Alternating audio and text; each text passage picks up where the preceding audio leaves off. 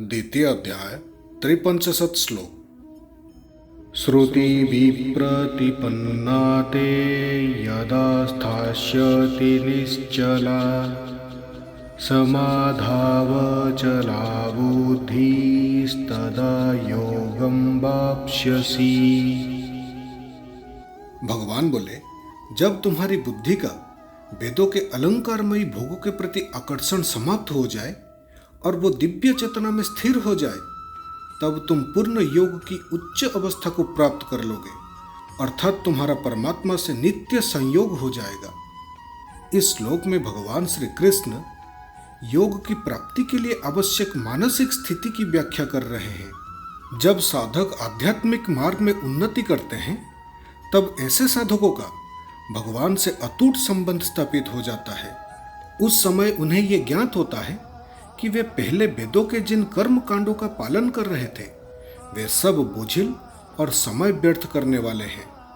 भगवान श्री कृष्ण कहते हैं कि वेदों के अलंकारमय खंडों के प्रति आकर्षित हुए बिना साधना भक्ति में स्थिर होना कोई अपराध नहीं है, अपितु ये उच्चतम आध्यात्मिक चेतना की अवस्था है।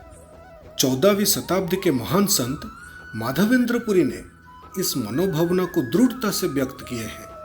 वो वैदिक ब्राह्मण थे और धार्मिक विधियों का पालन करने में अत्यंत व्यस्त रहते थे, लेकिन जब उन्होंने संन्यास ग्रहण किया, तब वे पूर्ण रूप से भगवान श्री कृष्ण की भक्ति में तल्लीन हो गए। अपने जीवन के अंतिम दिनों में उन्होंने अपनी भावनाओं को कुछ इस तरह से व्यक्त किए। संध्या वदना भद्रमस्तु भवते, भोः स्नान तुभ्यं नमः, भो देवः पितरश्च तर्पण, विधौ नः क्षमः क्षमताम्, यत्र क्वापि निसद्य यादव, कुलोत्तास्य कंस द्विषः, स्मारं स्मारमघ्घं हरामि, तदलं मन्ये किं न्येन मे। अर्थात मैं सभी प्रकार के धार्मिक अनुष्ठानों से क्षमा याचना करता हूँ, क्योंकि मैं इनका पालन करने में समय व्यर्थ नहीं करना चाहता। इसलिए मेरी त्रिकाल प्रार्थनाओं, मेरी प्रिय संध्या वंदन, प्रातःकालीन स्नान, देवताओं के यज्ञ के भाग, पितरों का तर्पण इत्यादि कृपया मुझे क्षमा करें।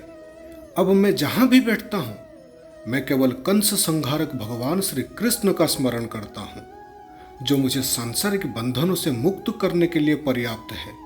भगवान श्री कृष्ण ने इस श्लोक में समाधौ अचला शब्द का प्रयोग किए हैं, जिसका अर्थ दिव्य चेतना में दृढ़ता पूर्वक स्थित होने की अवस्था से है।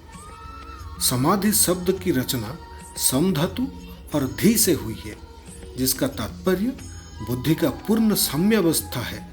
यह श्लोक यह सिखाता है कि योग की प्राप्ति के लिए मन की स्थिरता और शांति अनिवार्य है।